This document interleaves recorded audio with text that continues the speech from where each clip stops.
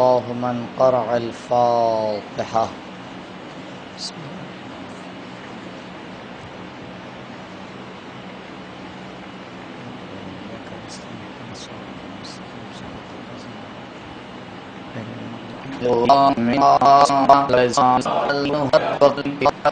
فقد قال الله الحكيم في كتابه الكريم: أعوذ بالله من الشيطان الرجيم. من عمل صالحا من ذكر أو أنثى وهو مؤمن فلنحيينه حياة طيبة ولنجزينهم أجرهم بأحسن ما كانوا يعملون. درود پر محمد.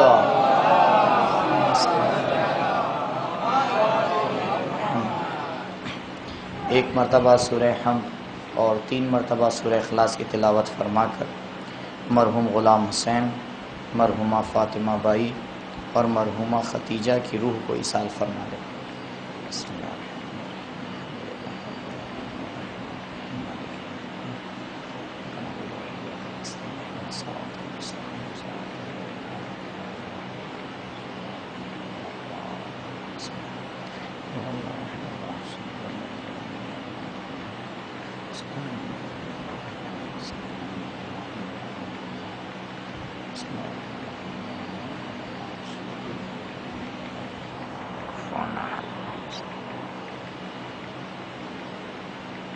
شرعی احکام کے حوالے سے 2-4 مسئلے نماز مسافر کے، کہ وہ لوگ جو سفر کرتے ہیں اور ان کی نماز قصر ہو جاتی ہے، اس حوالے سے 2-4 مسئلے پہ توجہ کریے. 2 جگہ بلکہ 3 مقام ایسے ہیں جہاں پر ہمیشہ نماز پوری ہے. پہلی جگہ انسان کا وطن.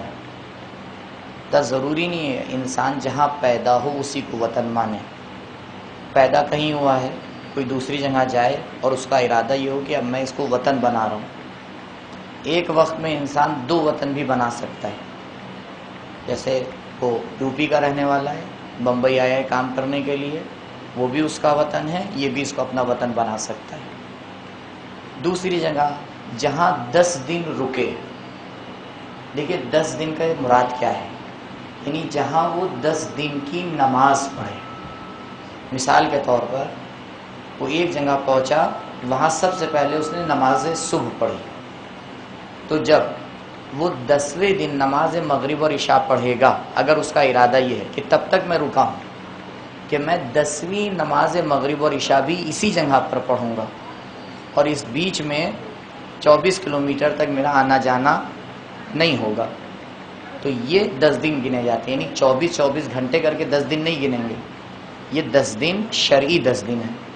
یعنی 10 دن کی نماز صبح، 10 دن کی نماز ظہر و عصر اور 10 دن کی نماز مغرب اور عشاء اگر کہیں پڑھ رہا ہے اور اس کا ارادہ ہے اتنے دن رکنے کا، تو یہ بھی یہاں پہ بھی نماز شروع سے وہ پوری پڑھے گا. لیکن اگر اس سے کم اس کا ارادہ ہے، اس کو پتہ ہے کہ 10ویں نماز مغرب عشاء پڑھنے سے پہلے میں مغرب سے پہلے 4 بجے 5 بجے یہاں سے چلا جاؤں گا، تو اس کی نماز قصر رہے گی. قصر یعنی جو 4 رکعت نمازیں ہیں وہ 2 رکعت ہو جائیں گی. کبھی کبھی ایسا ہوتا ہے کہ جو لوگ تجارت کرتے ہیں وہ جاتے ہیں، ان کا ارادہ ہے کہ مجھے یہاں پہ 8 دن رکنا ہے، لیکن کام پورا نہیں ہوتا، 4 دن اور رک جاتے ہیں. پھر وہ نماز قصر پڑھیں گے. 4 دن رکے، پھر کام پورا نہیں ہوا، 1 ہفتہ اور بڑھا لیا، پھر نماز قصر پڑھیں گے، یہاں تک کہ 30 دن پورے ہو جائیں. 30 دن تک نماز قصر پڑھے گا انسان. اگر 30 دن پورے ہو گئے، 31ویں دن سے پھر نماز پوری پڑھے گا، چاہے ایک ہی دن کیوں نہ رکے. یہ 2 جگہ. تیسرا وہ انسان کہ جس کا سفر اس کے کام کا حصہ ہے. ڈرائیور ہے تو سفر تو اس کے کام کا حصہ ہے. یا ایسی جگہ پر ملازم ہے کہ جو دوری ہی 40 کلومیٹر ہے، روز جانا ہے، روز اسے واپس آنا ہے، تو یہ انسان بھی نماز پوری پڑھے گا۔ کب سے نماز قصر ہوگی، اس مسئلے پہ بھی غور کر لیے۔ مثال کے طور پر آپ بمبئی سے نکلے، اب آپ کو پتا ہے کہ میں 40-50 کلومیٹر مجھے جانا ہے، اور آپ جیسے ہی بمبئی سے باہر نکل رہے تھے ظہر کا وقت ہو گیا۔ اب آپ کا ارادہ تو 40-50 کلومیٹر جانا ہے، تو آپ نماز پوری پڑھیں گے یا قصر پڑھیں گے؟ جب تک آپ حد ترخص کے اندر ہیں، ولو آپ کا ارادہ 1 سال کے لیے جانا ہو، آپ نماز پوری پڑھیں گے۔ حد ترخص کیا ہے؟ حد ترخص یعنی جو آپ کے شہر کی باؤنڈری ہے، جہاں پہ آپ کا شہر ختم ہو رہا ہے، اس سے تقریباً 1.5 کلومیٹر، تقریباً 1.5 کلومیٹر حد ترخص ہے۔ نہیں، جب تک آپ اس 1.5 کلومیٹر کو آپ نے کراس نہیں کیا ہے، آپ کی نماز پوری ہے۔ اور آپ صبر کر لیں، رک جائیں، جب آپ 1.5 کلومیٹر کراس کر لیں گے تب آپ کی نماز کیا ہے؟ قصر ہے۔ کون سا سفر ہے جس میں نماز قصر ہوتی ہے؟ جس میں آپ شہر کی جو باؤنڈری ہے اس سے آپ 24 کلومیٹر جائیں، آج سستانی کے نزدیک 22 کلومیٹر آپ جائیں، تو اگر آپ کو پتا ہے کہ آپ 22 کلومیٹر جائیں گے اور دوبارہ 22 کلومیٹر واپس آئیں گے تو آپ کی نماز قصر ہے۔ 1 کلومیٹر بھی اس سے کم ہے، آپ کی نماز پوری ہے۔ کبھی کبھی یہ ہوتا ہے کہ انسان گھر سے نکلا، اس نے سوچا بھائی 2-4 کلومیٹر جائیں گے کام ہو جائے گا، تو نماز پوری پڑھے گا۔ پھر دوبارہ اس کو پتہ چلا نہیں 4-5 کلومیٹر اور جانا ہے، پھر وہ نماز پوری پڑھے گا۔ یہاں تک کہ اگر وہ حد ترخص، حد سفر کو پار کر گیا، 24 کلومیٹر تک پہنچ گیا، تب وہ اپنی نماز کو کیا کرے گا؟ قصر پڑھے گا۔ وہ نماز جو قصر قضا ہوئی ہے، یعنی آپ سفر میں تھے، نماز قضا ہو گئی، اس کی ادا بھی قصر ہی ہوگی، چاہے آپ وطن میں ہی کیوں نہ پڑھیں۔ اور جو نماز وطن میں قضا ہوئی ہے، اگر آپ اس کو سفر میں قضا کرنا چاہ رہے ہیں تو پوری قضا کریں گے، یعنی نماز جس طرح سے قضا ہوئی ہے اسی طرح سے ادا کی جائے گی۔ اب سفر میں اگر 2 رکعت نماز ظہر کی قضا ہوئی ہے تو اگر آپ یہاں اپنے وطن میں بھی پڑھیں گے تو 2 ہی رکعت پڑھیں گے۔ یہاں اگر 4 رکعت نماز انسان کی قضا ہوئی ہے تو اگر سفر میں اس کو وقت ملا کہ میں یہ نماز پوری قضا کروں تو وہ 4 رکعت ہی قضا کرے گا۔ تو یہ چند مسئلے ہیں سفر میں نماز کے حوالے سے۔ اسی طرح سے روزے کی بھی کچھ سفر میں احکام ہے کہ انشاءاللہ ماہ مبارک رمضان میں کبھی آپ کی خدمت میں کوئی بیان کر دے گا۔ صلوات پڑھیں بر محمد و آلہ۔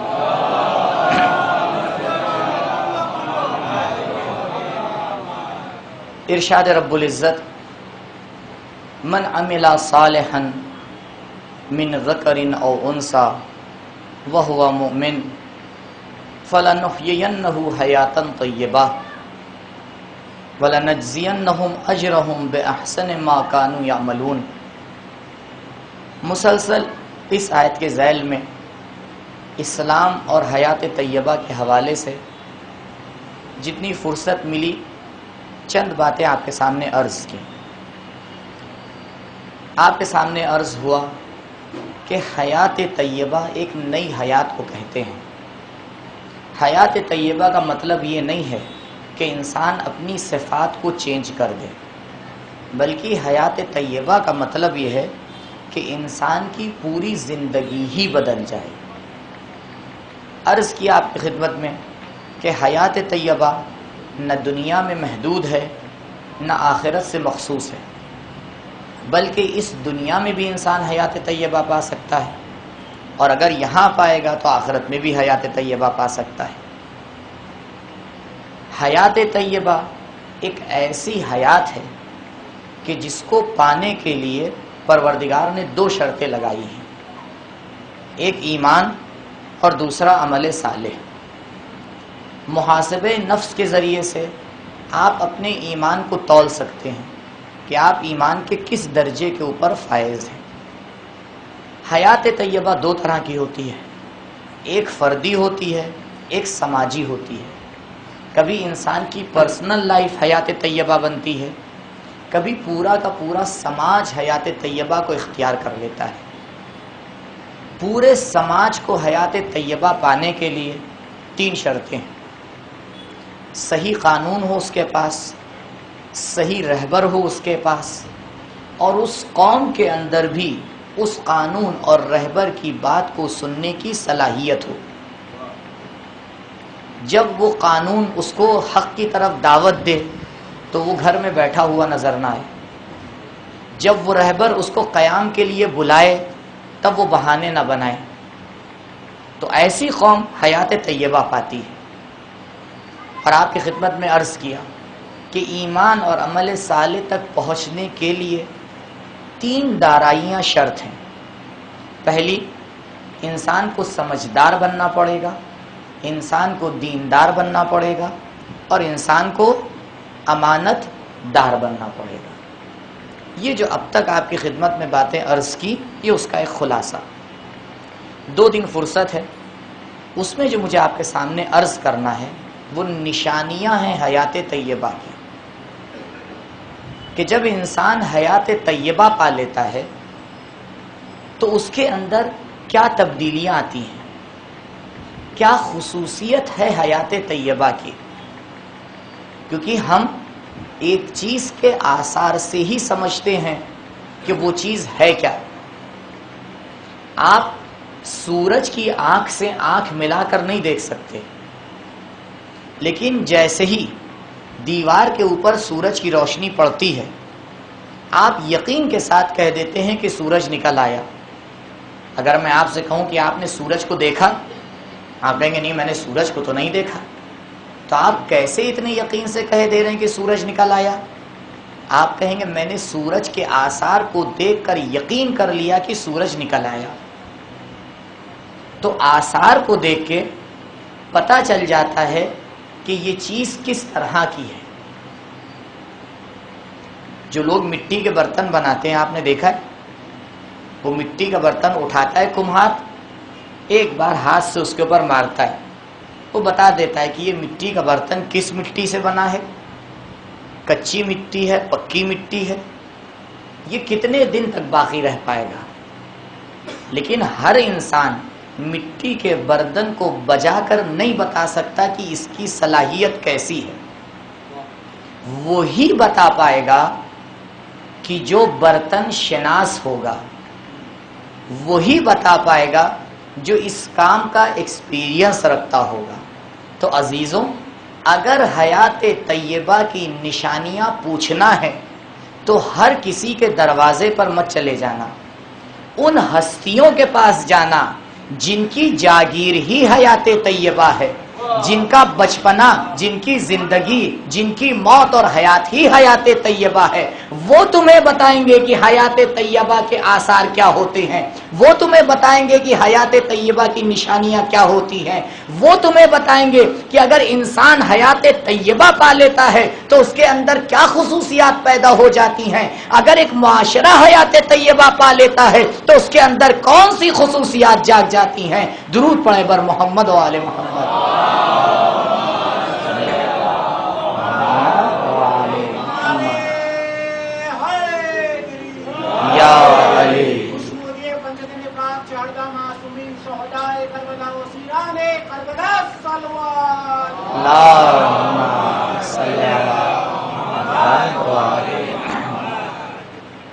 یہ بالکل طے شدہ بات ہے. جو خود حیات طیبہ نہیں پایا ہے وہ کیا بتائے گا کہ حیات طیبہ کی نشانیاں کیا ہیں.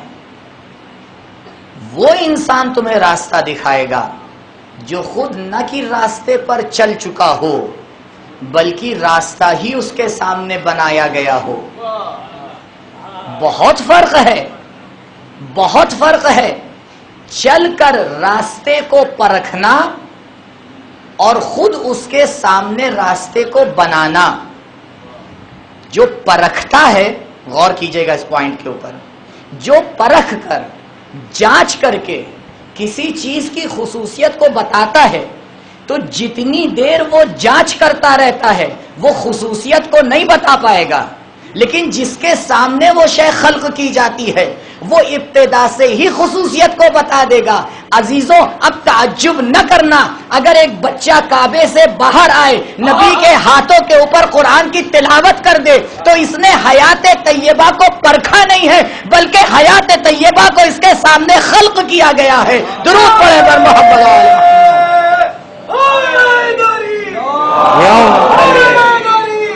یا علی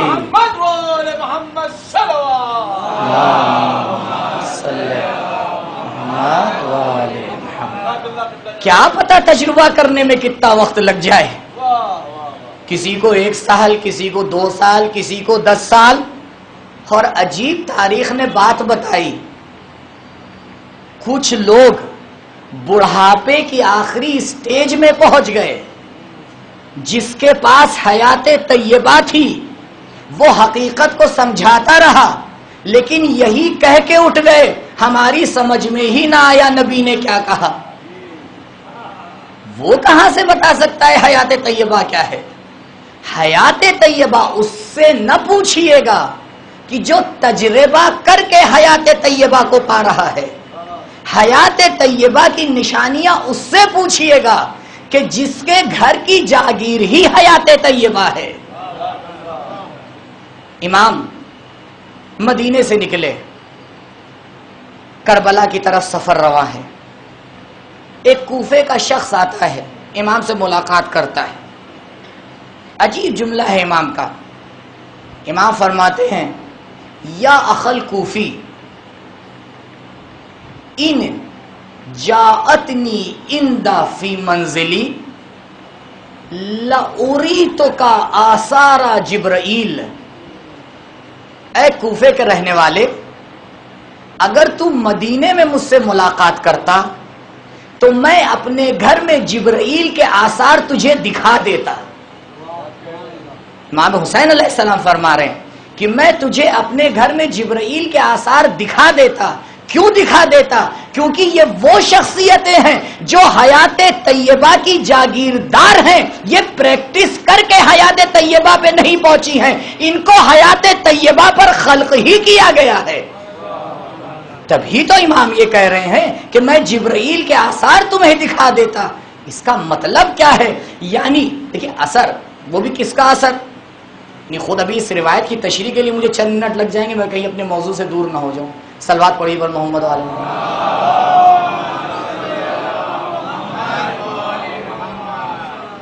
جناب جبرائیل مادی شخصیت ہیں، میٹل تو ہے نہیں کہ زمین کے اوپر آیا تو نشان بن گئے. جب صبح اذان صبح کے ٹائم آپ کے شانے سے ملائکہ اپنی ڈیوٹی چینج کرتے ہیں، آپ کو پتا چلتا ہے. کسے پتا چلتا ہے بھائی؟ لیکن ایک عالم کا بیان ہے. سید ابن طاووس فرماتے ہیں کہ مجھے ضرورت نہیں پڑتی، معذرت ان کا جملہ یہ ہے، میں ایک ایسے انسان کو جانتا ہوں کہ جسے یہ ضرورت نہیں پڑتی ہے کہ جب مہینہ بدلے، رمضان یا محرم کا مہینہ آئے تو میں چھت پر جا کے چاند کو تلاش کروں، بلکہ فضا میں جو تبدیلی آتی ہے مجھے اسی سے، اس انسان کو اسی سے اندازہ ہو جاتا ہے کہ ماہ رمضان آ گیا، غم کا مہینہ آ گیا. اسے حیات طیبہ کہا جاتا ہے. عزیزوں حیات طیبہ پانے والا انسان مادی اشیاء کو تلاش نہیں کرتا بلکہ اس کائنات میں آثار سے ہی سمجھ جاتا ہے کہ تبدیلیاں کیسے ہو رہی ہیں. تو اب اگر جناب جبرائیل آ بھی رہے ہیں تو کیا وہ اپنی کوئی نشانی چھوڑ کے جائیں گے؟ نہیں، نشانی مادی نشانی نہیں ہوگی. یہ تو کمال حسین ابن علی ہے کہ مادی انسان کو بھی وہ مانوی نشانی دکھا سکتے ہیں جو اثر جبرائیل کہلاتی ہے. لبیک یا حسین، لبیک یا حسین، لبیک یا حسین، لبیک یا حسین، سلام بر حسین، سلام بر حسین، لبیک یا حسین، لبیک یا حسین، نعرہ حیدری یا علی، محمد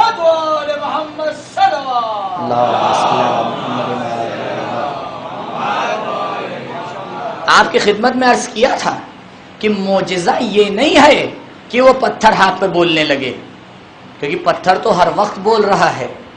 معجزہ یہ ہے کہ بہرا انسان سننے والا انسان بن جائے.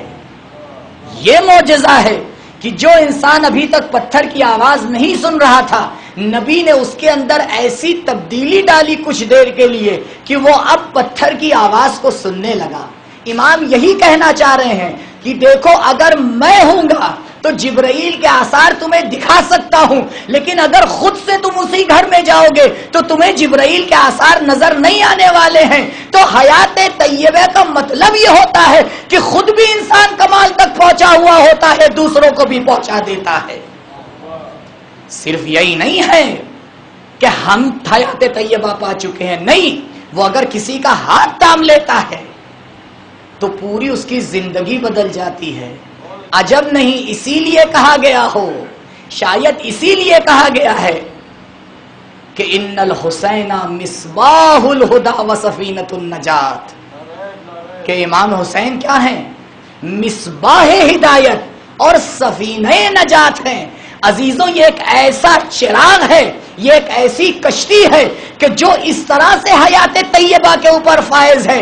اگر ایک بار اس کشتی کے اوپر سوار ہو جاؤ گے، ایک بار اس چراغ کی روشنی میں آ جاؤ گے تو بے شک تمہیں بھی حیات طیبہ مل جائے گی.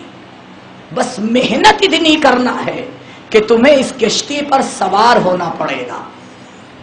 اور ایک خصوصیت آپ کو بتاؤں کشتی کی، بڑا سے بڑا انسان ہو، پیسے سے پیسے والا انسان ہو، طاقت سے طاقتور انسان ہو، بڑے سے بڑے روابط رکھنے والا انسان ہو، جب وہ کشتی پہ سوار ہو جاتا ہے اور جب کشتی دریا کے بیچ میں پہنچتی ہے تو اب اس کا اختیار نہیں ہوتا ہے کہ کشتی اس کے کہنے پر چلے، اس کو ادھر جانا پڑتا ہے جدھر کشتی جاتی ہے. اگر کشتی حسین پر سوار ہو تو یہ نہ کہنا ہم ادھر جائیں گے جدھر ہمارا دل چاہے گا، جدھر کشتی حسین جائے گی ادھر جانا پڑے گا، تب پتہ چلے گا کشتی حسین پر سوار ہو. درود پڑھے بر محمد و آل محمد.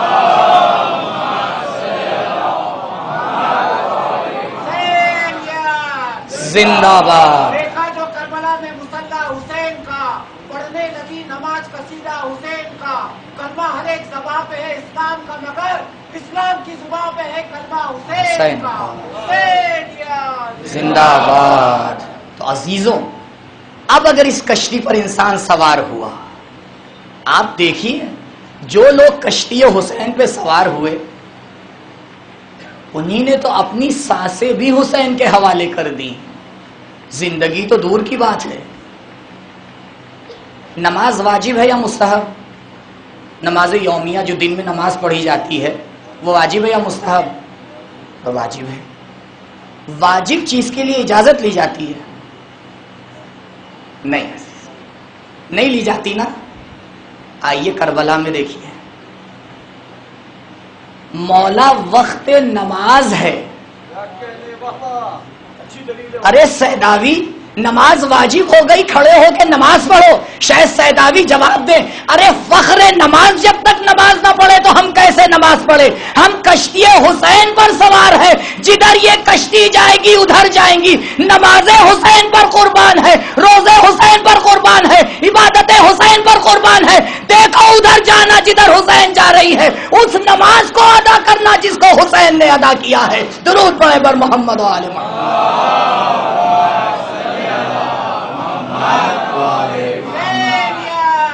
جہاد حق میں شہادت کی آرزو کر کے، بقائے دین پیغمبر کی جستجو کر کے، حسین تیرے سوائے کس پہ اتنی ہمت ہے؟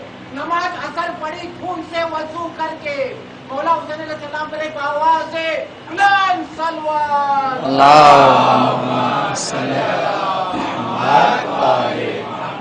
تو بہرحال اس حیات طیبہ کی کچھ تو نشانیاں ہوں گی. ایک چند نشانیاں سیکھیں تاکہ ہمارے اندر بھی جذبہ آئے حیات طیبہ پانے کا. علماء نے، میں نے عرض کیا تھا آپ سے، تقریباً 17 سے 20 لے کر نشانیاں بیان کی ہیں. شاید وقت میں گنجائش ہو 6 یا 7 نشانیاں آج اور کل ملا کے میں آپ کے سامنے بیان کر پاؤں. پہلی نشانی حیات طیبہ کی. حیات طیبہ کی پہلی نشانی یہ ہے کہ اگر انسان حیات طیبہ پا لیتا ہے تو اس کی زندگی حقیقی زندگی ہو جاتی ہے. یہ حقیقی زندگی کیا ہے؟ دیکھیے، حقیقت ہمیشہ مجاز کے مقابلے میں ہوتی ہے. مجاز یعنی عکس، مجاز یعنی تصویر. آپ پاسپورٹ پہ اپنی تصویر لگاتے ہیں یا نہیں؟ کہا یہ تصویر حقیقت ہے؟ کہا نہیں، یہ عکس ہے. اسی لیے فارسی میں اردو میں فوٹو کو کیا کہا جاتا ہے؟ عکس. یہ آپ کا عکس ہے، بہت چھوٹے سائز میں ہے، 2x3 ہے، لیکن آپ کی حقیقت کو دکھا رہا ہے. یہ آپ کی حقیقت کو دکھا رہا ہے. عجیب بات ہے عزیزوں، دنیا والوں نے جب اپنا عکس دیکھا تو اس پر ایمان لے آئے، جب خدا کا عکس دیکھا تو اس پر ایمان نہ لے کے آئے. ارے عجیب بات ہے، پروردگار تمہارے پاس نہیں آ سکتا، پروردگار جسم میں مجسم نہیں ہو سکتا، پروردگار محدود نہیں ہو سکتا. وہ واجب الوجود ہے، وہ وحدہ لا شریک ہے. اگر اس کو پہچاننا ہے تو اسے اپنا عکس بنانا پڑے گا، اس کے عکس کے پاس آنا پڑے گا. جب عکس کو دیکھو گے تو عکس کبھی علی مرتضیٰ میں نظر آئے گا، کبھی سید شہداء میں نظر آئے گا، کبھی فاطمہ زہرا میں نظر آئے گا، کبھی سید سجاد کی عبادت میں نظر آئے گا، کبھی باقر و کاظم میں نظر آئے گا، کبھی غیبت امام میں نظر آئے گا. درود پڑھے بر محمد و آل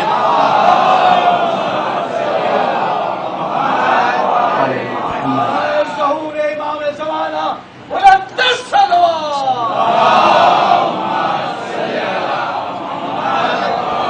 یہ عکاس صفات الہیہ ہیں.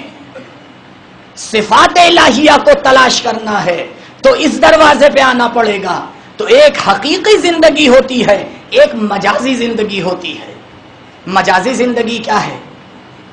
کھا لیا، سو لیا، کما لیا، یہ مجازی زندگی ہے.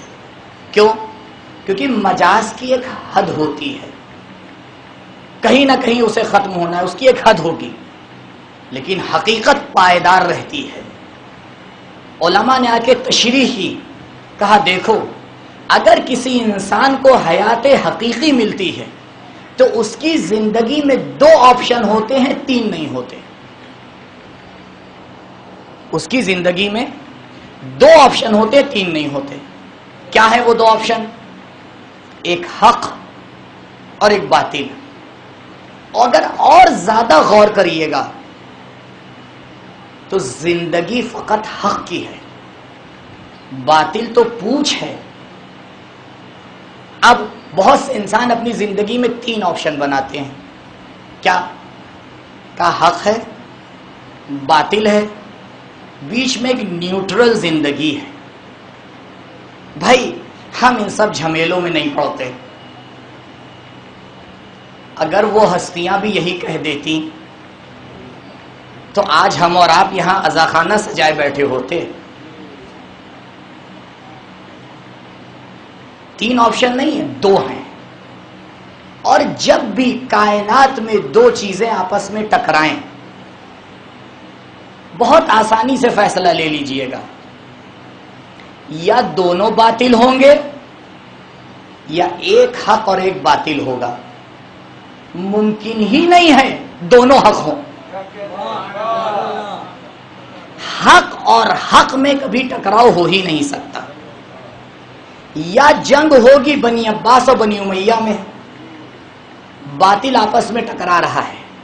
کہا دیکھو جب باطل آپس میں ٹکرائے، کن فی الفتنۃ کابن اللبون، بہت غلط معنی کیا گیا اس حدیث کا. نہج البلاغہ میں کلمات قصار کے آخر سے 2 حدیث پہلے جا کے دیکھ لیے گا. ترجمہ کیا ہے؟ فتنوں میں اپنے آپ کو ابن لبون، شتر مرغ کے بچے کی طرح بنا لو، اونٹ کے بچے کی طرح بنا لو کہ نہ جس کی سواری کی جا سکتی ہے نہ جس کا دودھ دویا جا سکتا ہے. لوگوں نے ہر زمانے پہ اس حدیث کو فٹ کرنا شروع کر دیا. ارے بھائی پہلے یہ تو بتاؤ فتنہ کہتے کسے ہیں؟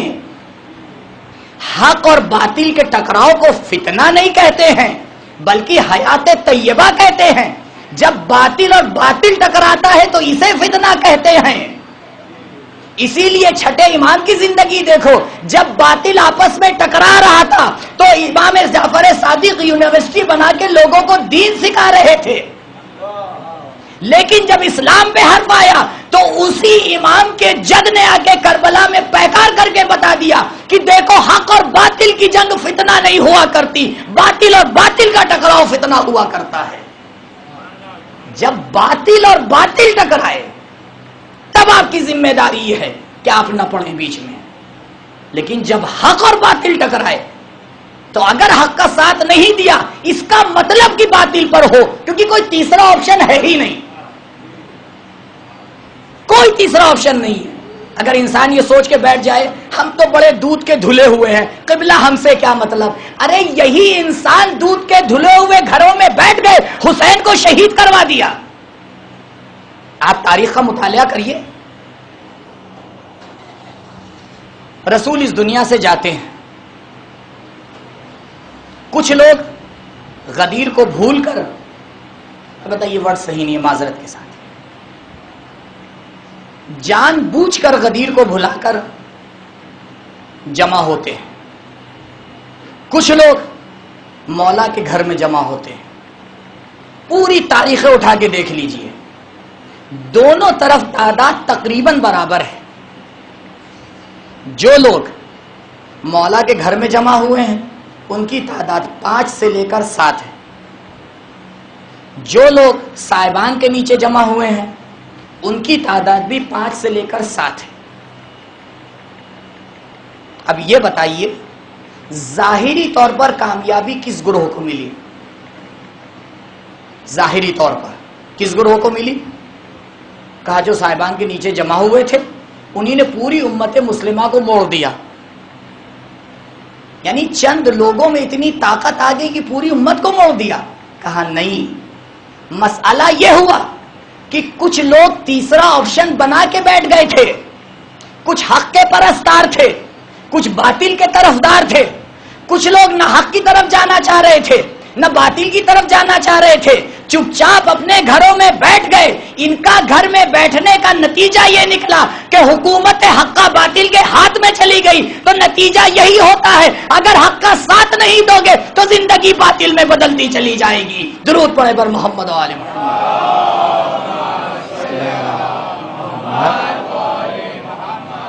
دو آپشن سے زیادہ نہیں ہوتے، یا حق اور باطل آپس میں ٹکراتا ہے یا باطل اور باطل آپس میں ٹکراتا ہے. اب معاشرے کی نزاکت کو سمجھیے.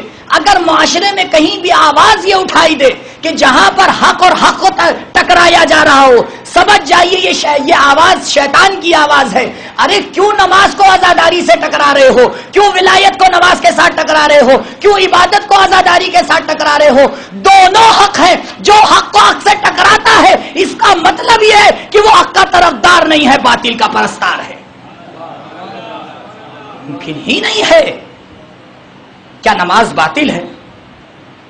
کیا عزاداری باطل ہے؟ پھر یہ آواز کیوں لگائی جاتی ہے؟ اب تو ممبروں سے یہاں تک پہنچا جانے لگا کہ جب وقت اذان ہوا اور مجلس ہو رہی ہے تو ممبر سے یہ تک پڑھ دیا گیا کہ جو علی والے ہیں وہ بیٹھے رہیں، جو اللہ والے ہیں وہ اٹھ کے چلے جائیں. ارے خطیب تو نہ اللہ کو سمجھا ہے نہ علی کو سمجھا ہے. جہاں جہاں اللہ ہوتا ہے وہاں علی نظر آتے ہیں، جہاں جہاں علی ہوتا ہے وہاں اللہ نظر آتا ہے. جدا کر دینے کا مطلب یہ ہے کہ نہ علی کو سمجھا ہے نہ اللہ کو سمجھا ہے. درود پڑھے بر محمد و آل محمد.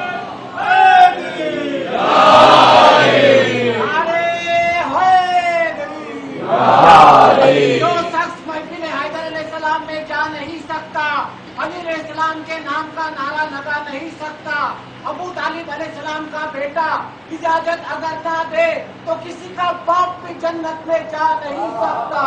نعرہ حیدری یا علی. بات بہت اچھی تھی اس لیے مجھے بھی نعرہ لگانا پڑا. محمد وآل محمد صلی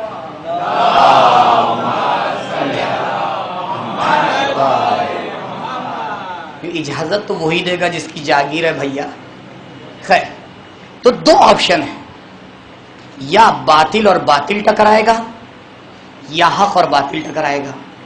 جب انسان کو حیات طیبہ کی ایک صفت یعنی حیات حقیقی ملتی ہے تب انسان کے اندر یہ صلاحیت آتی ہے کہ حق اور باطل کو پہچان لے. تب وہ حق اور باطل کو پہچانتا ہے. اسی لیے روایات میں تاکید کی گئی ہے. چھوٹی سی دعا ہے, اللہم ارنی الاشیاء کما ہی. ابھی چھوٹی سی دعا مجلس کے بعد مجھے یقین ہے بہت سے لوگ مجھ سے پوچھیں گے اور شرما حضوری میں مجھے بھی دوبارہ بتانا پڑے گا, لیکن اگر میں خانیت پہ اترا ہوں تو مجھے نہیں بتانا چاہیے, کیونکہ یہ مجلس عزا درس عبادت و معرفت ہے. پچھلے سال تاکید کر چکا تھا, لہٰذا اس دفعہ ابھی تک میں نے نہیں کہا تھا, صرف دیکھ رہا تھا. 2-4 بچوں کے علاوہ 2-4 لوگوں کے علاوہ کسی کے ہاتھ میں قلم اور کاغذ نظر نہیں آیا. اگر 13 محرم کو اسی مجمع کی کسی فرد کو میں روک کے پوچھوں کہ بتاؤ حیات طیبہ 10 دن میں نے 11, 12, 15 گھنٹے تمہارے سامنے بیان کر دی, تم 10 جملے میرے سامنے بیان کر دو. بڑی عمدہ مجلس پڑھی, چھتیں اڑا دی مولانا نے, اتنے نعرے لگے. حسینیہ کی چھت کو جانا آسان ہے, دل کی چھت کو اڑنا ضروری ہے. یہ مطلب کتنا محفوظ ہوا. بس اوقات وقت کم ہوتا ہے, مجھے تکرار کی ضرورت نہیں ہوتی, لیکن مجبوراً تکرار کرتا ہوں. عزیزوں, اتنا بڑا یہ ہدیہ ہے, اتنا بڑا ہدیہ ہے. ایک مجلس میں انسان ایک جملہ لے کے چلا جائے پوری ہدایت کے لیے کافی ہو جاتا ہے. انسان کے دل میں, انسان کے قلب میں نور ہدایت آ جاتا ہے. جب جسم صحت مند ہوتا ہے تو آپ انسان کو کھانا دیجئے وہ بہت سکون سے کھا لیتا ہے, لیکن اگر بیمار ہو تو اگر مجبوراً آپ کھلا بھی دیں گے تو وہ الٹی کر دے گا. فقیہ نے مسئلہ بتایا ہے, علی عباس نے منبر سے بیٹھ کے نہیں بتایا ہے. فقیہ ایک مسئلے کو بتانے کے لیے اس کی ذمہ داری امام لے رہے ہیں.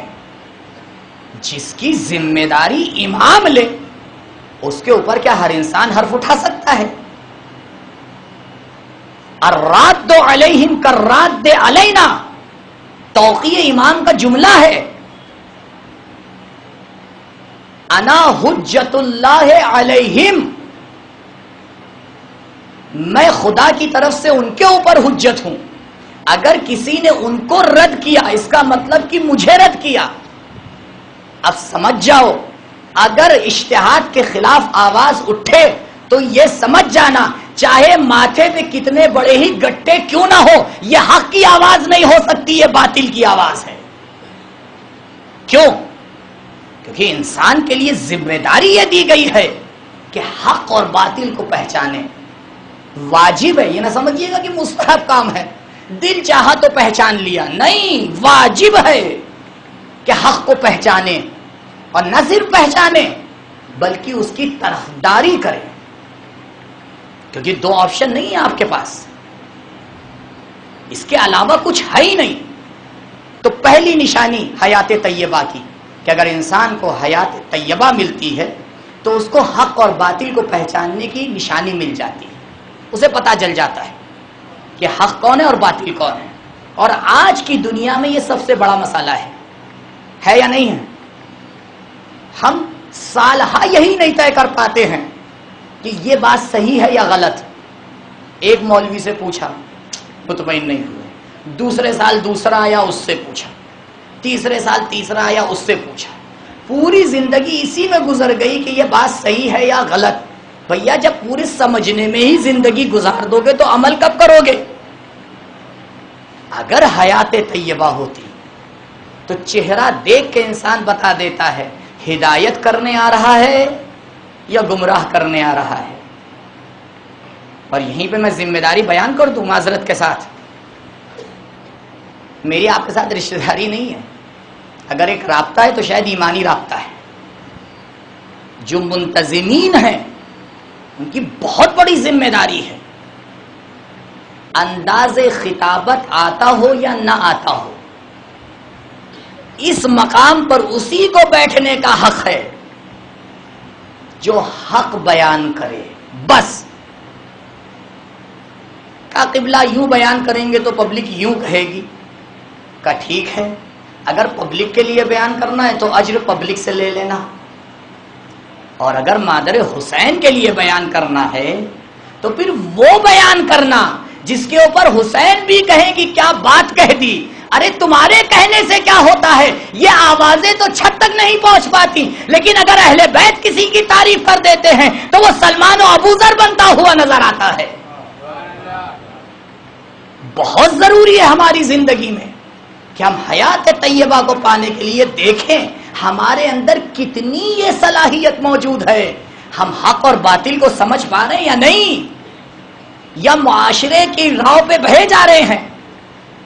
قبلہ سب ایسے ہی کر رہے ہیں، سب کر رہے ہیں تو ٹھیک ہے، آپ بھی سب کے ساتھ مشہور ہو جائیے گا. اتنا یہ جملہ سنا ہے کان پک گئے. آپ ایک بار ایک بات کہہ کے دیکھیے، ممبر سے اتریے. بات تو آپ نے بہت صحیح کہی، بات تو بہت اچھی تھی، لیکن کیا کریں معاشرہ تو ادھر جا رہا ہے. جو معاشرہ ادھر جا رہا ہے وہ ایک دن میں نہیں گیا ہے، وہ ایک مدت میں گیا ہے. پہلے ایک گیا، پھر اس کے پاس دوسرا گیا، پھر تیسرے نے ساتھ دیا، پھر چوتھے نے ساتھ دیا. تو اگر آج کے بجائے تم کل راستہ موڑو گے تو معاشرے کو صحیح موڑ لگنے میں 1 سال زیادہ لگ جائے گا. اگر آج ایک انسان اپنا راستہ موڑے گا تو ایک دن پہلے معاشرہ بدل جائے گا، ایک دن پہلے بدل جائے گا. سب ایک دوسرے کے اوپر ٹکے رہتے ہیں، فلاں کرے تو ہم کریں. نہیں عزیزوں، فرد فرد کی ذمہ داری ہے. اگر حیات طیبہ پانا ہے تو حق کا پرستار بننا پڑے گا، باطل کو ٹھکرانا پڑے گا چاہے کچھ ہو جائے. کیونکہ علی مع الحق والحق مع علی، یہ ممکن ہی نہیں ہے تم حق کو چھوڑ کے علی کو پالو، مل ہی نہیں سکتا. دوسری نشانی، صلوات پڑھی بر محمد و آل محمد.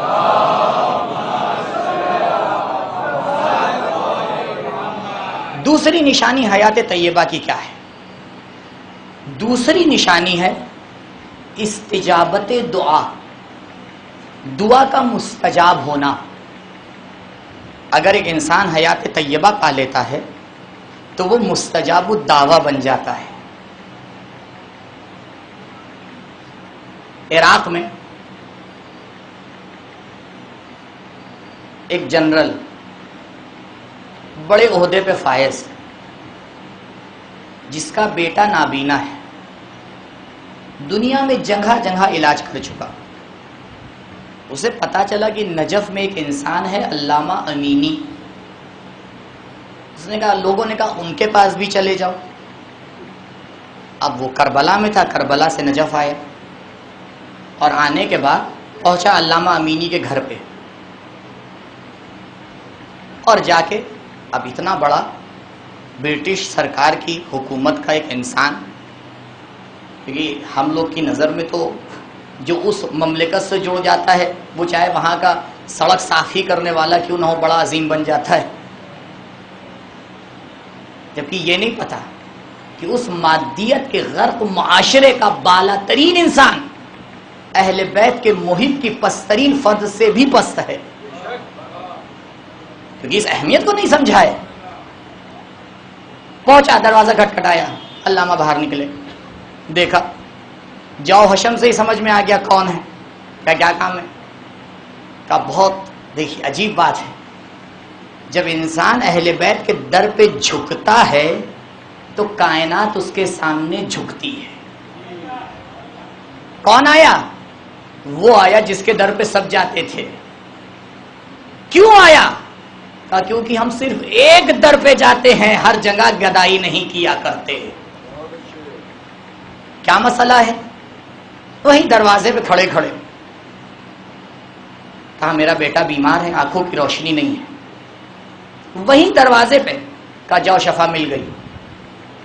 اب گھر میں جو نوکر تھا جو پیچھے کھڑا ہوا تھا اس نے کہا ارے کیا غضب کر دیا آپ نے, یہ تو پورے شیعوں کی گردن کٹ جائے گی, ایسے ہی آپ نے کہہ دیا جاؤ شفا مل گئی.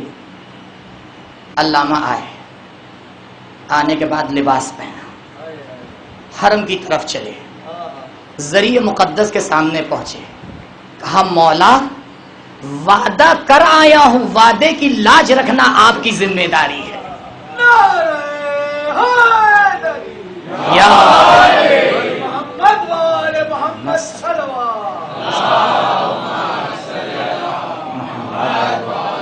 کتنا بڑا مستجاب الدعویٰ ہے یہ انسان, کتنی بڑی حیات طیبہ پہ فائز ہو گیا ہے, اپنے مولا پہ کتنا یقین ہے, کتنا بھروسہ ہے.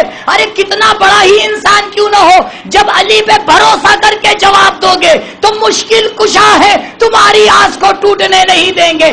شرط یہ ہے حیات طیبہ لے کے آنا, اندھیرے میں نہ چلے آنا. صلوات پڑھیں بر محمد و آل محمد.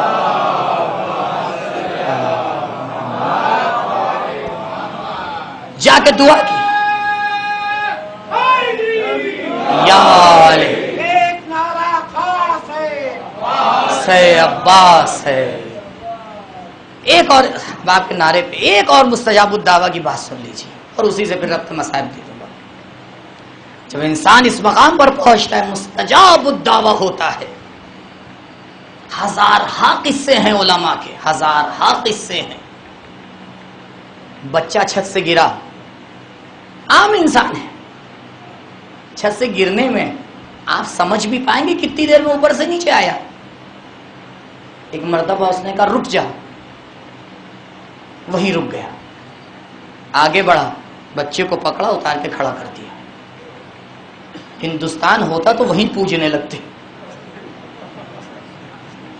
جو پبلک جانوروں کو نہ چھوڑے وہ ایسے انسان کو چھوڑے گی. اور یہی ہوا, مجمع لگ گیا. انہوں نے کہا بھاگو ہٹو, کرے اتنا بڑا کارنامہ کر دیا. کہا کچھ نہیں کیا. کرے, کہا بھئی خدا پکارتا رہا, میں نے کہا لبیک. ایک دفعہ میں نے پکارا, خدا نے کہا لبیک. کوئی کارنامہ نہیں کیا ہے. کیا کارنامہ کیا ہے؟ ارے پوری زندگی حیات طیبہ کے اوپر پروردگار کی لا الہ الا اللہ پر لبیک کہتا رہا. اگر پروردگار نے میری آواز پر ایک بار لبیک کہہ دی تو اس میں کمال کیا ہو گیا؟ حیات طیبہ پر پہنچنے کے بعد, مستجاب الدعویٰ بننے کے بعد بھی انسان کو فخر نہیں ہوتا, سر سجدہ الہی میں گرا رہتا ہے. سبحان قدوس رب الملائکۃ والروح کی آواز آتی رہتی ہے. درود پڑھے بر محمد و آل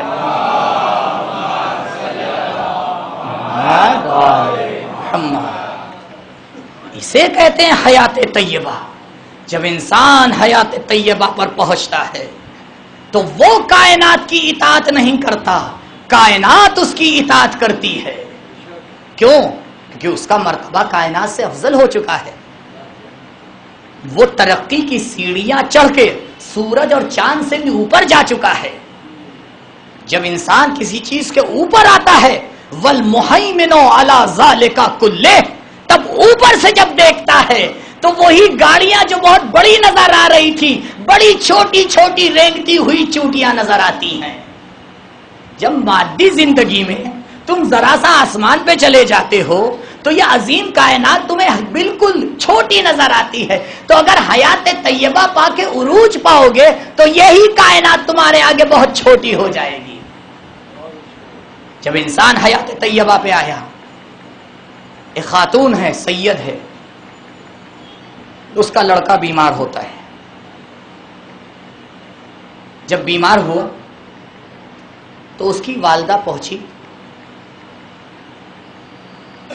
نجف اشرف, اور وہاں سے وہ آئی پھر کربلا, اور کربلا میں آنے کے بعد اس نے جو کلیددار تھا کربلا کے, جس کے پاس چابی تھی روزے کی, کیونکہ بڑے گھرانے کی تھی اور اس روزے میں بھی ان کا کچھ رابطہ تھا, تو اس کو پیسے دیے اور کہا آج رات ہم حرم میں ٹکنا چاہتے ہیں, کیونکہ پرانے زمانے میں رات میں حرم بند کر دیا جاتا تھا. اجازت مل گئی. اور وہ رات میں حرم ابو الفضل عباس میں جا کے ٹکی. ادھر نجف میں شیخ محمد حسین صاحب جواہر جنہوں نے بہت عظیم کتاب لکھی ہے، ان کے ایک شاگرد وہ کہتے ہیں کہ میں نے رات میں خواب دیکھا کہ امام حسین علیہ السلام کا حرم ہے، لوگ زیارت کرنے آ رہے ہیں، تخت لگا ہوا ہے اور رسول خدا اور مولائے کائنات علیہ الصلوۃ والسلام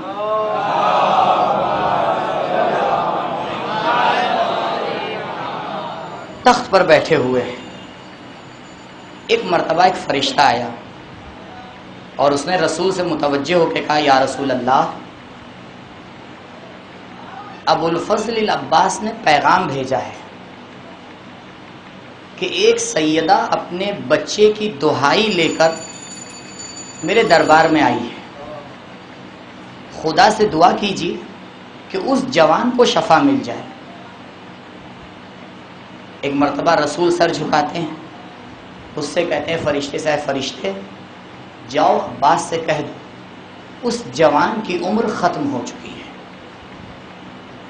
فرشتہ چلا جاتا ہے. تھوڑی دیر بعد ایک دوسرا فرشتہ آتا ہے، وہی پیغام لے کے آتا ہے. رسول پھر وہی جواب دیتے ہیں. کچھ دیر گزرتی ہے عزیزوں، ایک مرتبہ ملائکہ میں کوہرام ہوتا ہے. یہ شخص کہتا ہے، میں نے خواب میں دیکھا کہ ملائکہ کی صفیں چرنے لگی، حرم کا ماحول بدل گیا، اور میں نے دیکھا کہ ابو الفضل عباس اسی منظر میں جس منظر میں کربلا میں شہید ہوئے ہیں آ کے رسول کے سامنے کھڑے ہو گئے. ایک جملہ کہا، یا رسول اللہ، آپ نے مجھے ایک لقب دیا ہے، میرا نام باب الحوائج ہے، یا تو اس جوان کو شفا دے دیجئے یا مجھ سے یہ باب الحوائج کا لقب لے لیجئے. عجیب بات ہے عزیزوں، جو انسان حیات طیبہ پاتا ہے کتنی آسانی سے اپنی بات کو منوا لیتا ہے. جیسے ابو الفضل العباس نے یہ جملہ کہا، ایک مرتبہ رسول خدا نے علی مرتضیٰ کو دیکھا، کہا، یا علی، عباس نے یہ جملہ کہہ دیا ہے. ارے ہم عباس سے باب الحوائج کا لقب نہیں لے سکتے، آؤ خدا کی بارگاہ میں دعا کریں. یا علی آپ آمین کہیے، میں دعا کرتا ہوں. رسول نے دعا کی، علی مرتضیٰ نے آمین کہی. وہ سیدہ کہتی ہے، میں اپنے گھر پہنچی تو دیکھا میرے جوان کو شفا مل گئی ہے. عزیزوں، یہ حیات طیبہ ہوتی ہے، جو انسان دعا کرتا ہے خدا قبول کر لیتا ہے. عجیب شخصیت ہے ابو الفضل العباس. کائنات کو فخر ہے اس انسان کے اوپر. جنگ موتا جناب جعفر شہید ہوئے. کون ہے جناب جعفر؟ علی کے بھائی، رسول کے صحابی. رسول مدینے میں ہیں، لیکن فرشتہ آ کے خبر دیتا ہے، یا رسول اللہ، جعفر شہید ہو گئے. جعفر کے بازو قلم ہو گئے، رسول کی آنکھوں سے اشک جاری ہو گئے. مجلس حسین میں اشک کو بدعت کہنے والوں، آؤ دیکھو رسول جعفر کی شہادت کے اوپر اشک بہا رہے ہیں. ایک مرتبہ رسول نے دیکھا کہ مولائے کائنات مسجد میں آ رہے ہیں. اشارہ کیا، پبلک کو اشارہ کیا، چپ رہو. یا رسول اللہ، کیوں اشارہ کیا؟ شاید رسول پلٹ کے جواب دیں، اگر علی کو پتا چلے گا کہ جعفر شہید ہو گئے، ارے بھائی کی خبر برداشت نہیں کر پائیں گے. ارے یا رسول اللہ، آپ علی کو جعفر کی شہادت بتانے سے گریز کر رہے ہیں، آپ علی کو نہیں بتا رہے ہیں کہ جعفر شہید ہو گئے. یا اللہ، ارے آئیے کربلا میں آئیے. ارے مولائے کائنات، جب آپ کو خبر ملی کہ جنگ موتا میں جعفر شہید ہو گئے، علی نے نعرہ لگایا، بھیا جعفر، تمہارے مرنے سے علی کی کمر ٹوٹ گئی. شاید حسین کو یہ جملہ یاد تھا، جب قبر بنی ہاشم نے آواز دی یا اخا ادرک اخا، ارے مولا عباس کو پاس آئیے، حسین نے نعرہ بلند کیا اے عباس الان انکسر ظہری وقلت بی حیلتی وشمت بی عدوی، اے عباس تمہارے مرنے سے حسین کی کمر ٹوٹ گئی، حسین کا چارہ ختم ہو گیا، حسین کو دشمن آواز دے کے پکارنے لگا جزاکم ربکم خیر الجزا ھذا دارو ایام ازا۔ کتنی جلدی سے 8 محرم کی شب نمودار ہو گئی۔ ہم عباس کا ماتم کرنے آئے ہیں۔ جوانوں تمہارے ہاتھ سلامت رہے، تم ابھی ماتم کرو گے، لیکن جب سینے پہ ہاتھ مارنا تو ایک بار یہ خیال کر لینا کہ جس کی یاد میں ہاتھ مار رہے ہو کربلا میں اسی کے ہاتھ شہید کر دیے گئے۔ آقا عباس ہے، آگے آتے ہیں، سر جھکا کے حسین کے سامنے کھڑے ہو جاتے ہیں۔ عزیزوں جب تک طاقت ہے مصائب پڑھوں گا، کیونکہ مجھے یہ بھروسہ نہیں ہوتا کہ دوبارہ یہ توفیق ملے یا نہ ملے، کیا پتا دوبارہ توفیق ملے مصائب پڑھوں یا نہ پڑھوں۔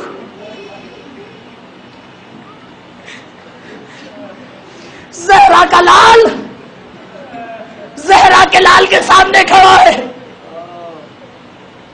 پرچم ہاتھ میں ہے۔ مولا غلام کو اجازت دے دیجیے۔ ایک مرتبہ حسین نے کہا بھیا تمہیں کیسے اجازت دے دوں، ارے تم تو میرے لشکر کے علمبردار ہو۔ ارے شاید عباس نے جواب دیا ہو ارے آقا وہ لشکر ہی کہاں رہا جس کا میں علمبردار ہوں۔ ایک مرتبہ حسین نے کہا ارے عباس اگر جانا ہی ہے تو بچوں کے لیے پانی کی سبیل کر دو۔ عباس جاتے ہیں، سکینہ سے مشکیزہ لیتے ہیں، ارے جو بھی گیا سکینہ کو ڈھارس نہ بندھی، لیکن عباس میں اتنا بھروسہ تھا، سکینہ نے بچوں کو جمع کیا۔ بچوں ارے 3 دن سے پانی نہیں ملا ہے، ارے اب میرا چچا عباس جا رہا ہے، ارے اب میرا چچا عباس جا رہا ہے، اب تو پانی ضرور ملے گا، لیکن آئے سکینہ۔ عباس آگے بڑھتے ہیں، حسین عباس کو روکتے ہیں، عباس رک جاؤ۔ ارے کیا ہوا مولا؟ ایک مرتبہ پرچم کو ہاتھ سے لیتے ہیں، اس کے پھریرے کو اتارتے ہیں، پھریرے پہ لکھا ہوا تھا انا فتحنا لکا فتحا مبینا۔ حسین نے اس کو کاٹا، اس کے اوپر لکھا انا للہ و انا الیہ راجعون۔ ارے عباس سمجھ جاؤ اب سلامت واپس نہیں آؤ گے۔ ارے اس جملے کا مطلب ہے عباس جاؤ خدا حافظ۔ مولا رن میں جاتے ہیں، ہاتھ شہید ہوتے ہیں، مشکیزے پہ تیر لگتا ہے اور زین سے زمین پر آتے ہیں۔ کس طرح زمین پر آئے عزیز آپ تصور نہیں کر سکتے، تصور نہیں کر سکتے، کیونکہ جب قبر بنی ہاشم گھوڑے پہ سوار ہوتا تھا تو جسم اتنا لمبا تھا، اتنا لہیم اور شہیم تھا کہ پیر زمین پر خط دیتے ہوئے جاتے تھے۔ ارے ایسا چاند جب بازو کٹا کے زمین پر آیا ہوگا، زہرا نے آغوش پھیلائی ہوگی، کی آغوش میں آ جاؤ۔ عزیزوں ایک جملہ آپ کی خدمت میں پڑھنا ہے، عجیب بات ہے، عجیب منظر میں نے تاریخ میں پڑھا، بہار الانوار میں، منتہی الاعمال میں کئی کتابوں نے اس منظر کو پیش کیا۔ منظر عجیب ہے، جب عباس زین سے زمین پر آتے ہیں، بھائی کو آواز دیتے ہیں، حسین یا علی کہتے ہوئے آگے آتے ہیں، حسین آ کے بیٹھتے ہیں۔ ایک مرتبہ عباس کا سر اٹھاتے ہیں اور سر اٹھانے کے بعد زانوں میں رکھتے ہیں۔ عجیب فقرے ہے روایات کے عزیزوں، دل پہ ہاتھ رکھ کے سن لو۔ ایک مرتبہ عباس رونا شروع کر دیتے ہیں، حسین کہتے بھیا عباس ارے رونے کی وجہ کیا ہے؟ عباس عجیب جملہ کہتے ہیں، مولا ارے میں کتنا خوش نصیب ہوں کہ میرا سر آپ کے زانوں پر ہے، ارے کچھ دیر کے بعد آپ زین سے زمین پر آئیں گے، ارے کوئی نہیں ہوگا جو آپ کا سر زانوں پہ رکھے۔ ارے عباس تمہیں حسین کا کتنا خیال تھا، آؤ عزل عاشور دیکھو، ارے ظالم حسین کی ماں کا نام لے رہا ہے۔ ایک مرتبہ حسین نے فرات کا رخ کیا، ارے عباس تمہارے مرنے نے دشمن کی جرت کو بڑھا دیا، آؤ حسین کو سنبھالو۔ اللہ لعنت اللہ علی الفاسقین۔